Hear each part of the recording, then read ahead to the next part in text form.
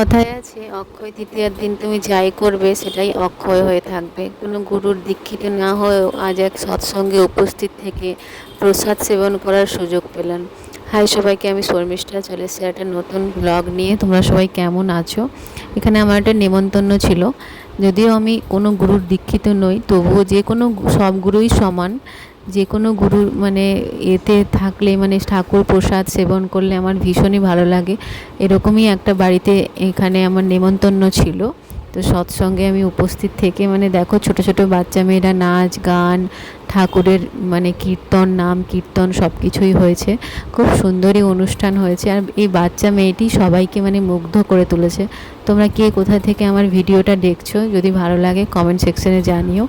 আর আমি টুকিটাকি daily life related ব্লগগুলো এখানে পোস্ট করতে থাকি, তোমাদের যদি ভালো লাগে অবশ্যই জানিও। আর এরকম থালার উপরে যে এইটুকু বাচ্চা, মানে কত বছর বয়স হবে, মিনিমাম 5 থেকে 6 বা আর একটু বেশি হবে, এত সুন্দর যে অপূর্ব নৃত্য পরিবেশন করলো আমাদের সামনে, খুবই সুন্দর লেগেছে। আর আমি উপস্থিত থেকে মানে প্রসাদ সেবন করেছি, মানে খুবই খুবই সুন্দর হয়েছে অনুষ্ঠান। আর আর আজকে দিনটাও বেশ ভালো ছিল, তাই ভাবলাম তোমাদের সাথে শেয়ার